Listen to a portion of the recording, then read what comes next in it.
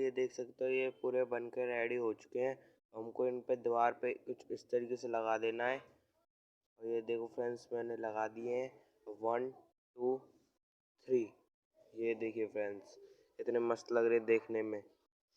Yellow colour की light लगाई है और एकदम मस्त लग रहे हैं देखने में। आप इनको अपने घर में लगा सकते हैं, बहुत मस्त लगते हैं ये। तो वीडियो कैसी लगी कमेंट में ज़रूर बताना। मिलता है अगली वीडियो में, तब तक के लिए गुड बाय।